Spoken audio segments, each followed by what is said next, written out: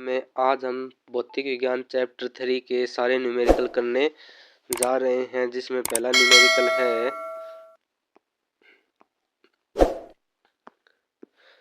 किसी प्रकार की संचायक बैटरी का विद्युत वाहक बल 12 वोल्ट है। यदि बैटरी का आंतरिक प्रतिरोध 0.4 ओम हो तो बैटरी से ली जाने वाली अधिकतम धारा का मान क्या है। ठीक है, सबसे पहले हम लिखेंगे हमें दिया क्या गया है आंसर। ठीक है, हमें दिया गया है 12 वोल्ट की बैटरी यानी विद्युत वाहक बल का मान हमें दिया गया है 12 वोल्ट। बैटरी का आंतरिक प्रतिरोध यानी आंतरिक प्रतिरोध को स्मॉल आर से दर्शाते हैं और बाह्य प्रतिरोध को कैपिटल आर से। ठीक है, स्मॉल आर बराबर आंतरिक प्रतिरोध, आंतरिक, और कैपिटल आर होगा बाह्य प्रतिरोध। ठीक है, अब हमें चाहिए मैक्सिमम धारा यानी आई बराबर होगा ए बट्टा आंतरिक प्रतिरोध प्लस बाह्य प्रतिरोध। ठीक है, जब हमें आई मैक्सिमम चाहिए तो आई मैक्सिमम की कंडीशन में होगा, आई मैक्सिमम की कंडीशन में होगा कैपिटल आर होगा शून्य। आई मैक्सिमम की कंडीशन में कैपिटल आर होगा शून्य, यानी आई मैक्सिमम बराबर होगा हमारे पास विद्युत वाहक बल बट्टा आंतरिक प्रतिरोध, और विद्युत वाहक बल का मान है हमारे पास 12 वोल्ट 12, और आंतरिक प्रतिरोध का मान है 0.4। तो पॉइंट हटाएंगे ऊपर लगेगा 10 और इसको काटेंगे 3 यानी 3 इंटू 10 हो जाएगा 30, यानी आई मैक्सिमम का मान होगा 30।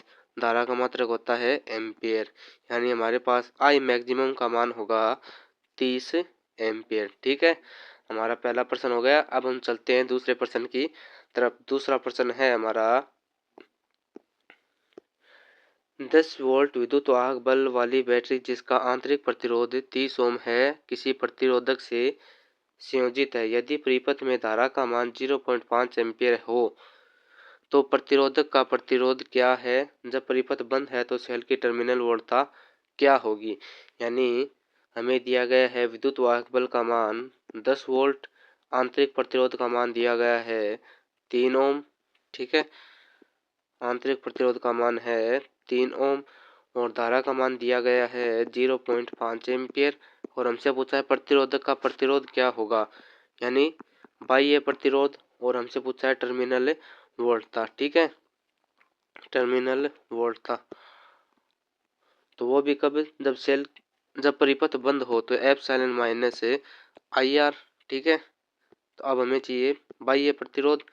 तो बाह्य प्रतिरोध के लिए आई बराबर एप्सिलॉन बट्टा स्मॉल आर प्लस आर किया था हमने पहले, तो आर बाह्य प्रतिरोध प्लस आंतरिक प्रतिरोध भाग में आगे जाएगा गुणा में, यानी आई इंटू आर प्लस आर बराबर ई यानी विद्युत वाहक बल, आई गुणा में अब आई आएगा भाग में, आर प्लस स्मॉल आर बराबर ई बट्टा आर, आर नहीं आई, स्मॉल आर प्लस में आगे जाएगा माइनस में, यानी आर बराबर ई बट्टा आई माइनस स्मॉल आर। ठीक है, जब मान रखेंगे तो होगा हमारे पास आर बराबर ई का मान है हमारे पास, ई का मान है 10 वोल्ट, यानी 10 बट्टा आई का मान है 0.5 माइनस आंतरिक प्रतिरोध का मान है 30। पॉइंट हटाएंगे ऊपर लगेगा 10, ये जाएगा 2 बार, और 10 इंटू 2 20 माइनस 10, यानी आर बराबर होगा 17 ओम। ठीक है, पहला प्रश्न हमारा हो गया। अब दूसरा पूछा है जब परिपथ बंद है तो सेल की टर्मिनल वोल्टता होगी। टर्मिनल वोल्टता पूछी हमसे, तो जब सेल बंद है तो V बराबर एप्सिलॉन माइनस आई आर।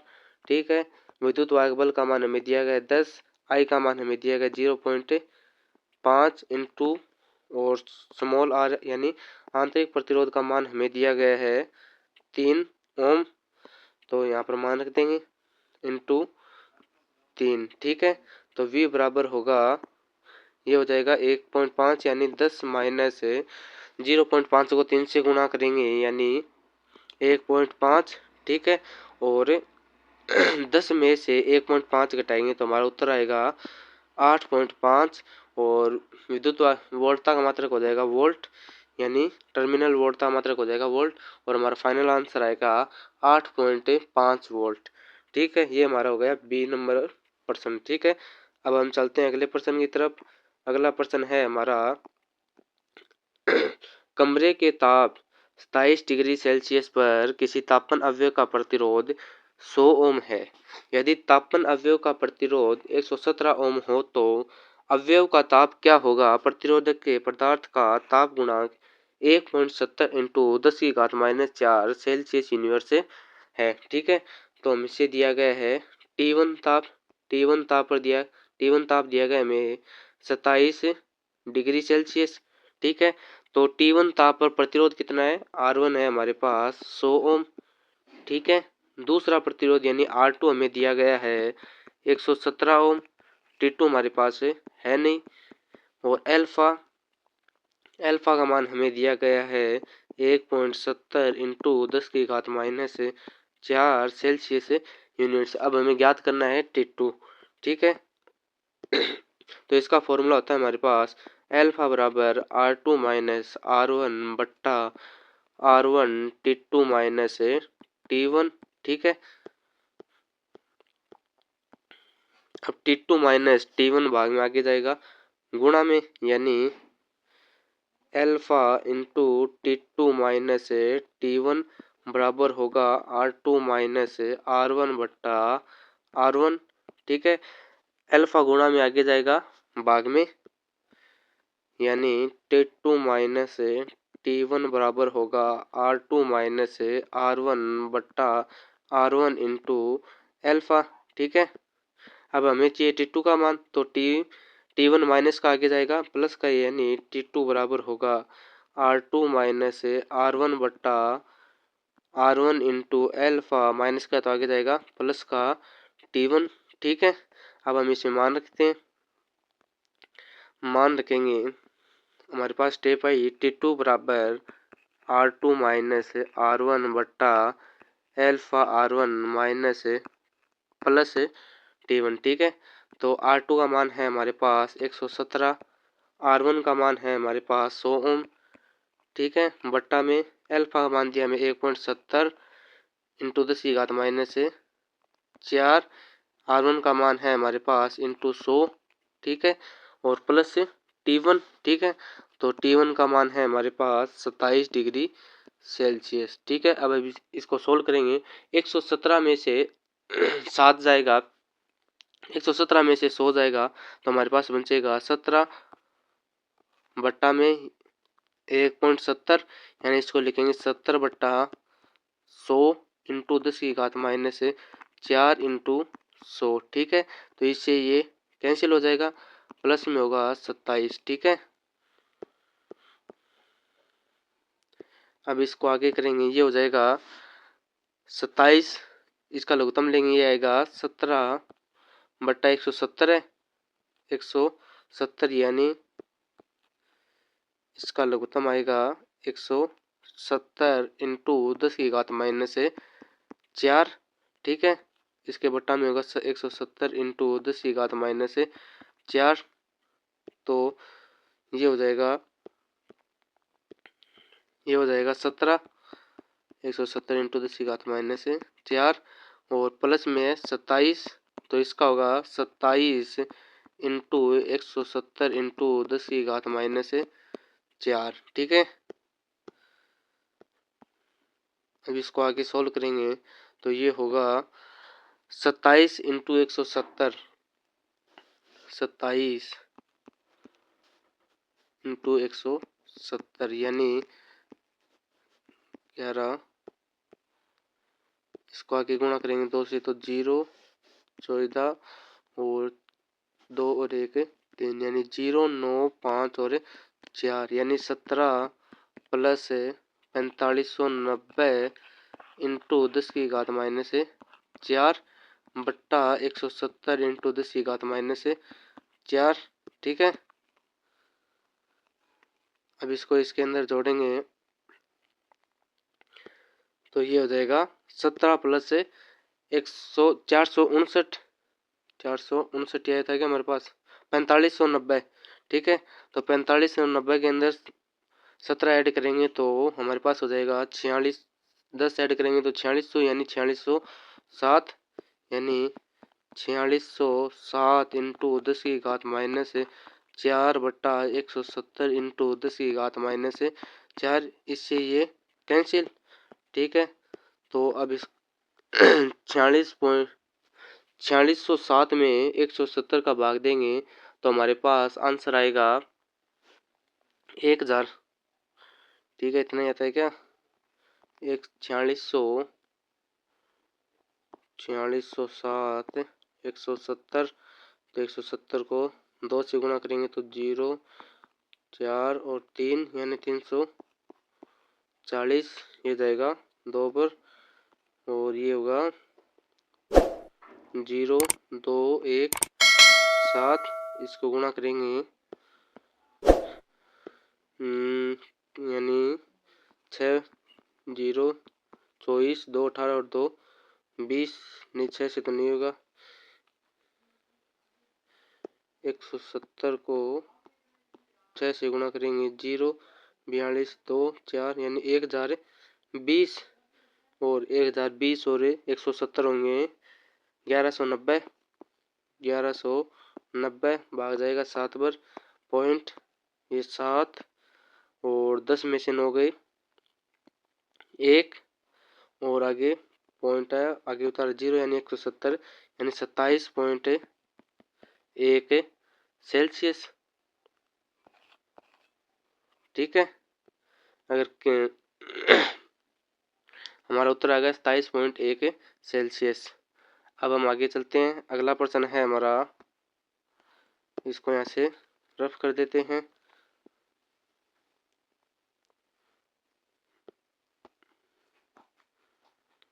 अगला प्रश्न है हमारा 15 मीटर लंबे एवं 6.0 इंटू 10 की घात -7 मीटर स्क्वायर अनुप्रस्थ काट क्षेत्रफल वाले तार से उपेक्षणीय धारा प्रवाहित की गई और इसका प्रतिरोध 5.0 ओम मापा गया। ठीक है, प्रायोगिक ताप पर तार के पदार्थ की प्रतिरोधकता क्या होगी, यानी हमें प्रतिरोधकता पूछिए। आंसर ए का मान हमें दिया गया 6.0 इंटू 10 की घात -7 मीटर स्क्वायर, और लंबाई दी गई है हमें 15 मीटर, आर का मान हमें दिया गया है 5.0 ओम। प्रतिरोधकता चाहिए तो आर बराबर होता है रो एल अपॉन ए, रो चाहिए में ए भाग में आगे जाएगा गुणा में, यानी आर इंटू ए बट्टा में एल। आर का मान है हमारे पास 5 इंटू ए का मान है 6 इंटू 10 की घात -7 बट्टा एल का मान है 15, ये जाएगा 3 बार, ये जाएगा 2 बार, यानी फाइनल उत्तर आएगा हमारे पास रो बराबर 2 इंटू 10 की घात -7, और मात्रक होगा आर का मात्रक ओम, क्षेत्रफल का मात्रक मीटर स्क्वायर, लंबाई का मात्रक मीटर, यानी ओम इंटू मीटर। ठीक है, ये हमने प्रतिरोधकता निकाल ली। अब हम चलते हैं अगले प्रश्न की तरफ। अगला प्रश्न है हमारा, सिल्वर के किसी तार का 27.5 डिग्री सेल्सियस पर प्रतिरोध 2.1 ओम तथा 100 डिग्री सेल्सियस प्रतिरोध 2.7 ओम है। सिल्वर की प्रतिरोधकता ताप गुणांक ज्ञात कीजिए, यानी हमें दिया गया है T1 का मान है 27.5 डिग्री सेल्सियस, और R1 का मान हमें दिया गया है 2.1 ओम। T2 का मान हमें दिया गया है 100 डिग्री सेल्सियस, और R2 का मान हमें दिया गया है 2.7 ओम। एल्फा का मान हमें ज्ञात करना है। तो ऐसा ही प्रश्न हमने अभी ऊपर किया था, एल्फा बराबर R2 माइनस R1 बट्टा R1 T2 माइनस T1। ठीक है, तो R2 का मान है 2.7 माइनस R1 का मान है 2.1 बट्टा में R1 का मान है हमारे पास 2.1, T2 का मान है हमारे पास 100 माइनस, और T1 का मान है हमारे पास 27.5। ठीक है, तो एल्फा का मान आएगा हमारे पास 2.7 में से 2.1 है, हमारे पास बचा 0.6 बट्टा में 2.1, इंटू 100 में से 27.5 गए, हमारे पास बचा 72.5, 72.5। ठीक है, तो अब इसको पॉइंट से पॉइंट कैंसिल, अब इसको अंदर गुणा कराएंगे, यानी 72.5 को 21 से गुणा कराएंगे, यानी 5, 2, 7। ठीक है, इंटू 0, 5 और 14, 5, 2, 7 और 5 12, यानी 5 और 1, एक अक्षर के बाद पॉइंट, यानी अल्फा बराबर आएगा 6 बट्टे में 15, 22.5। ठीक है, जब हम इसको आगे सोल्व करेंगे तो हमारे पास फाइनल उत्तर आएगा 0.0039 सेल्सियस यूनिवर्स। ठीक है,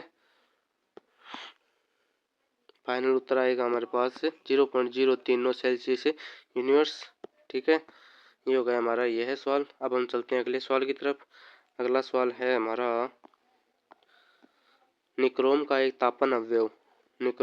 तापन अवयव 230 बैटरी की सप्लाई से संयोजित है और 3.2 एम्पीयर की प्रारंभिक धारा लेता है, तो कुछ सेकंड में 2.8 एम्पीयर पर स्थायी हो जाती है। यदि कमरे का ताप 27.0 डिग्री सेल्सियस है तो तापन अवयव का स्थायी ताप क्या होगा। इसमें पूरा प्रश्न ऐड नहीं किया गया, यानी अल्फा का मान दिया गया है हमारे पास 1.70 इंटू 10⁻⁻4 सेल्सियस यूनिवर्स। ठीक है, वी का मान हमें दिया गया है 230, I1 का मान हमें दिया गया है 3.2 एम्पियर, I2 का मान हमें दिया गया है हमारे पास 2.8 एम्पियर, T1 का मान है हमारे पास 27। ठीक है, T2 का मान हमें ज्ञात करना है। ठीक है, अब हमें यहाँ से R का मान निकालना पड़ेगा, यानी V बराबर होता है IR। R का मान चाहिए तो R बराबर V बट्टा I। V का मान है 230 बट्टा I1 का मान है 3.2। 230 में 3.2 का भाग देंगे तो आएगा 71.87। ठीक है, और आगे सोल्व करेंगे इसी प्रकार I2 का भाग देंगे, यानी V बराबर I2, V बट्टा I2, यानी 230 बट्टा I2 का मान है 2.8, यानी ये होगा R1, ये हो गया R2। ठीक है, तो ये हमारे पास आएगा 82.14। ठीक है, अब हमें T2 का मान चाहिए, तो ये सवाल हमने थोड़ी देर पहले किया था, यानी थोड़ा सा एक स्लाइड और ऐड करते हैं, यानी हमें अल्फा बराबर होता है R2 माइनस R1 बट्टा R1 T2 माइनस T1। ठीक है, हमें चाहिए T2 का मान। ठीक है, तो ये होगा T2 माइनस T1 बराबर R2 माइनस R1 बट्टा R1 इंटू अल्फा। ऐसा ही सवाल हमने पहले किया है थोड़ी देर पहले। T2 बराबर होगा R2 माइनस R1 बट्टा R1 into alpha. T1 minus का आगे जाएगा प्लस का। ठीक है, इसके अंदर मान रखेंगे। R2 का मान हमारे पास आया था, R2 का मान है हमारे पास 82.14। यह है 82। ठीक है, तो 82.14, यानी 82.14 माइनस R1 का मान हमारे पास आया था 71.87 बट्टा 71.87 प्लस T1 का मान है हमारे पास T1 का मान है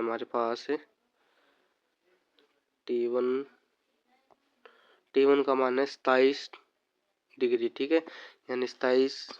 ठीक है, और बट्टा में गुणा में अल्फा, और अल्फा मान है हमारे पास 1.70 इंटू 10⁻⁻4, यानी 1.70 इंटू 10⁻⁻4। ठीक है, तो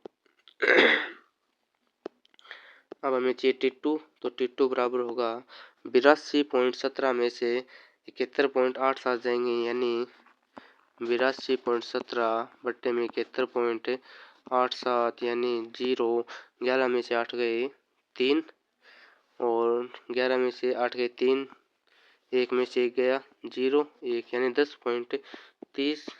10.30 बट्टा में, इसको यहाँ से रफ कर देते हैं।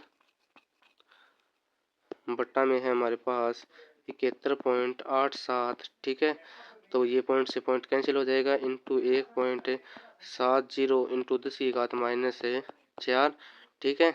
अब यहाँ से पॉइंट हटाएंगे, बट्टा में आएगा 100 आएगा।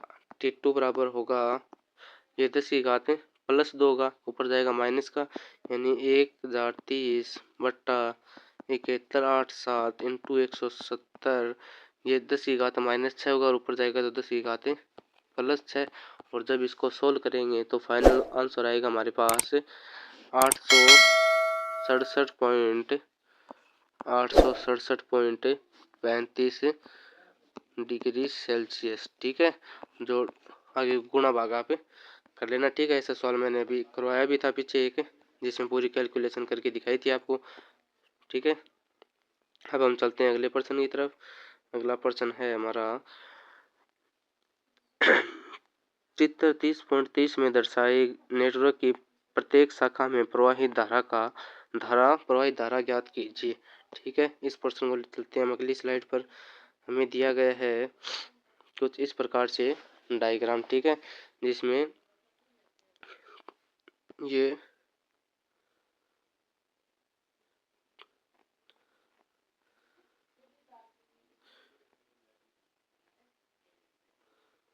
ठीक है, कुछ इस प्रकार से हमें एक दिया गया है। उसमें से यहाँ पर दिया गया हमें ए, और यहाँ पर दिया गया है बी सी डी, और यहाँ पर मान लें A B C D E और एफ, ठीक है। और यहाँ पर भी एक हमें प्रतिरोध दिया गया है। प्रत्येक प्रतिरोध हमें दिया गया है, ये 10 ओम का है, ये 10 ओम का है, ये 5 ओम का है, ये 5 ओम का है, और ये भी 5 ओम का दिया गया है, ठीक है। और अब हमें इसमें से यहाँ पर प्रतिरोध है 10 ओम का, और एक बैटरी जोड़ी गई है 10 वोल्ट की, ठीक है। अब इसमें से हमें धारा ज्ञात करनी है, ठीक है। तो इस सबसे पहले इसमें धारा हमको माननी पड़ेगी। माना यहाँ पर धारा आई जा रही है, थोड़ा प्रश्न को बढ़िया तरीके से समझना, एक दो बार ट्राई करोगे तो हो जाएगा। सबसे पहले धारा आई जा रही है, ठीक है, बैटरी से। इधर धारा I1 गई, ठीक है, इधर धारा I2 गई, ठीक है। अब आगे धारा, यहाँ पर धारा गई I3, ठीक है। तो लूप या शाखा बीच में कौन सी धारा जाएगी, I1 माइनस I3, ठीक है। अब देखो इधर धारा आ रही है I2, यहाँ पर धारा आ रही है I2, तो यहाँ पर धारा कितनी होगी I2, ऊपर से आ रही है I3, ठीक है, प्लस I3, ठीक है। धारा सबको बांटनी आनी चाहिए, इसी प्रकार प्रश्न होगा, ठीक है। अब सबसे पहले हम लूप लेते हैं, loop A B D A से, ए बी डी ए से, यानी यहाँ पर कितनी धारा पहले पहुँचते 10I1, ठीक है, 10I1 प्लस यहाँ पर 5 ओम का यानी 5I3, ठीक है। अब विपरीत दिशा में जा रहे हैं तो -5I2 बराबर 0, और समीकरण नंबर होगा 1, ठीक है। थोड़ा ध्यान से देखना, समझ में आ जाएगा। फिर हम लूप लेते हैं दूसरा, ठीक है, जो आधा लूप बचा बी सी डी, बी से सी, सी से डी, डी से बी, यानी बी से सी जाएंगे तो 5I1 माइनस I3 है, तो 5I1 माइनस 5I3, ठीक है। अब आएंगे सी से डी जाएंगे, यानी विपरीत दिशा में जा रहे हैं। यहाँ पर 10 से माइनस, यहाँ पर होगा माइनस, ठीक है, 10 से I2 प्लस I3, ठीक है। उसके बाद ऊपर जाना है विपरीत दिशा में, तो होगा -5I1, ठीक है। जब इसको सोल्व करेंगे तो हमारे पास उत्तर आएगा 5I1 minus 5I3 minus 10I1, इसको गुणा करें -10I3, और फिर होगा -5I1, ठीक है। तो ये इससे कैंसिल हो जाएगा, और ये हो जाएगा 15I1, यानी हमारे पास आएगा 5i1 माइनस 5i3 माइनस का 10i1, ठीक है। ये हो जाएगा i2 प्लस i3, हमें ये दिया गया है 10 ओम का, ठीक है। 5i1 माइनस 10i2, रुको 2 मिनट चेक करते हैं। 5i1, ठीक है, i1 प्लस i3 यानी ये हो जाएगा 10i2, ये यहाँ पर i2 है, 2 मिनट, ये यहाँ पर i2 है, ठीक है। i2 प्लस i3 और ऊपर धारा जा रही है i3, ठीक है। अब इस सवाल को करते हैं आगे। देखो मैं यहाँ से थोड़ा साफ करके दोबारा लिखता हूँ। यहाँ पर हो जाएगा 5i1, ठीक है, minus 5i3 minus 10i2 minus 10i3, ठीक है, माइनस 5i3, ठीक है। तो यहाँ पर होगा 5i1 माइनस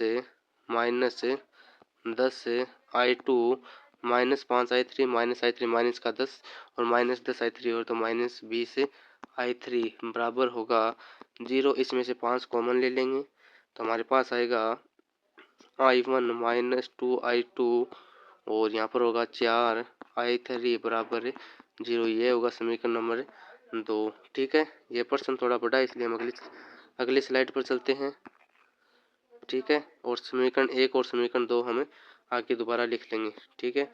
तो इसको ऐड करते हैं। समीकरण 1 था हमारा, समीकरण 1 आया था 2i1 plus 5i3 minus 5i2 बराबर 0। इसको भी आगे सोल्व, ये 10i1 था तो अब इसको आगे सोल्व करें। 5 कॉमन इसमें से लेंगे यानी 2i1 माइनस i2, ठीक है, यहाँ से प्लस i3 बराबर 0। ये समीकरण 1 था। और समीकरण 2 आया था हमारे पास i1 minus 2i2 minus 4i3 बराबर 0, समीकरण नंबर 2। अब हमें लेना है लूप पूरा, ठीक है। ये रहा हमारा लूप, ठीक है। इसको थोड़ा जूम कर देते हैं। अब लूप लेना है हमें ए से बी, बी से सी, सी से ई, ई से एफ और एफ से ए, ठीक है। तो ये होगा हमारा, जब ए से बी जाएंगे तो 10 ओम का है हमारे पास यानी 10i1, जब बी से सी जाएंगे तो हमारे पास आया था 5 ओम का प्रतिरोध था, i1 माइनस i3 था। और उसके बाद जब आगे गए तो 10 ओम का प्रतिरोध नीचे जुड़ा हुआ था डायग्राम के अंदर, ये रहा, ये यहाँ पर 10 ओम का जुड़ा हुआ था और आगे कोई प्रतिरोध है नहीं, इसलिए यहाँ पर हो जाएगा 10i। और बराबर में क्या है, एक बैटरी जुड़ी हुई थी, उसका मान कितना था, उसका मान था 10 वोल्ट, ठीक है, यानी 10 वोल्ट। इसको सोल्व करेंगे तो 10i1 प्लस 5, ये हो जाएगा i1 minus 5i3 plus 10i, ठीक है। तो इसको आगे सोल्व करेंगे तो होगा,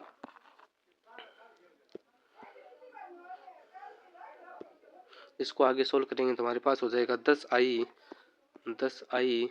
प्लस ये हो जाएगा 15i1 माइनस 5i3 बराबर 10 वोल्ट, ठीक है। 5 कॉमन लेंगे तो इसके अंदर से हो जाएगा 2i, ये i है, i plus 3i1 minus i3 बराबर 5 का भाग देंगे तो यहाँ पर आएगा 2 वोल्ट, समीकरण नंबर 3, ठीक है।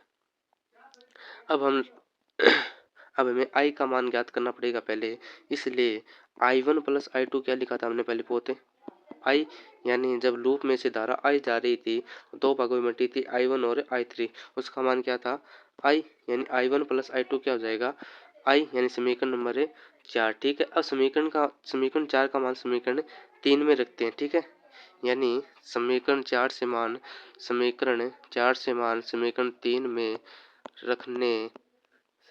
3 में रखने पर, तो यहाँ पर होगा जब i का मान रखेंगे तो 2, समीकरण 3 है ये, तो यहाँ पर हो जाएगा i1 प्लस i2 प्लस यहाँ पर कितना है 3i1 3i1 माइनस i3 बराबर 2। तो इसको सोल्व करेंगे तो 2i1 plus 2i2 plus 3i1 minus i3 बराबर 2। ठीक है, तो इसको सोल्व करेंगे 2i1 और 3i1 हो जाएंगे 5i1 plus 2i2 plus 2i2 minus i3 बराबर 2।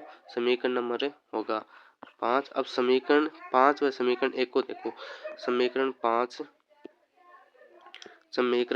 व समीकरण 1 को देखो, इन दोनों को ऐड करेंगे तो हमारे पास एक धारा कैंसिल हो जाएगी। ठीक है, तो समीकरण 1 है हमारे पास 2i1 minus i2 2i1 minus i2 और क्या है समीकरण 1 में प्लस i3 प्लस i3 बराबर है 0। ठीक है, तो इसको जोड़ेंगे तो हमारे पास होगा, इससे ये कैंसिल यानी 7i1 प्लस i2 बराबर है 2। यानी अब यहाँ से हम मान निकाल लेंगे। इसको समीकरण दे देते हैं हम 6। ठीक है, अब समीकरण 1 को 4 से गुणा करा देंगे और वह समीकरण 2 में जोड़ देंगे। ठीक है, यानी अब देखो हमारे पास समीकरण 6 आ गई, समीकरण 6 आ गई। अब समीकरण 1 को और समीकरण 6 को देखो। समीकरण 1 को और समीकरण 2 को देखो। समीकरण 1 को हम 4 से गुणा करा दें। ठीक है, और समीकरण 1 को जब 4 से गुणा कराएंगे तो i3 कैंसिल हो जाएगा। ठीक है, और फिर समीकरण 2 में जोड़ दें। ठीक है, कुछ यहाँ से देखो, समीकरण 4 को समीकरण 1 को समीकरण 1 इंटू 4 और ऐड कर देंगे 2 में। जब 1 को कराएंगे तो ये हो जाएगा 8i1 minus 4i2 plus 4i3 बराबर होगा 0। और फिर होगा प्लस 2 यानी i1 माइनस 2i2 प्लस 4, ये होगा माइनस 4i3 बराबर 0। ठीक है, ये कैंसिल, ये हो जाएगा 9i1 माइनस 6i2 बराबर होगा 0। ठीक है, अब यहाँ से हम निकाल लेंगे i2 बराबर 3/2i1 समीकरण number 7।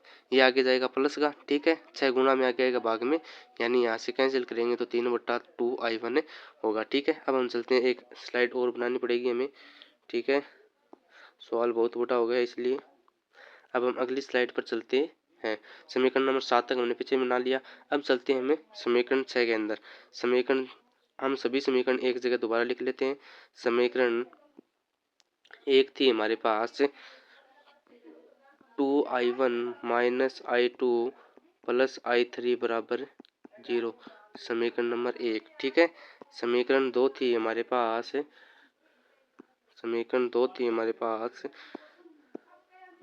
i1 minus 2i2 minus 4i3 बराबर 0। ठीक है, समीकरण नंबर 2। समीकरण नंबर 3 थी हमारे पास, ये रही समीकरण 3, यानी समीकरण 3 है हमारे पास 2i plus 3i1 minus i3 बराबर 2। ठीक है, अब समीकरण नंबर 4। समीकरण 4 में हमने दोनों को ऐड करके ये लिखा था बिंदु ए पर, यानी i बराबर समीकरण नंबर 4। ठीक है, फिर हमने समीकरण 4 और 3 से निकाला था, यानी ऐड किया था, तो समीकरण हमारे पास 5 आई थी। ठीक है, तो समीकरण 5 होगी हमारे पास 5i1 plus 2i2 minus i3 बराबर 2, समीकरण नंबर 5। ठीक है, अब हमें चाहिए समीकरण नंबर 6। तो समीकरण नंबर 6 हमारे पास इतनी देर आई थी 7i1 प्लस i2 बराबर 2। ठीक है, फिर समीकरण 4, 1 को 4 से गुणा किया था और 2 के अंदर ऐड किया था, तो हमारे पास समीकरण नंबर 7 आई थी 9i1 6i2 बराबर 0 किया था, तो i2 का मान हमारे पास आया था 3/2i1। ठीक है, समीकरण नंबर 7। इसको मैं थोड़ा छोटा कर देता हूँ। ठीक है, ये आ गई एक पेज पर सारी समीकरण ने। ठीक है, अब हम यहाँ से मान निकाल लें। ठीक है, हमारे पास i2 का मान है, i का मान भी है और i1 का मान निकालते हैं।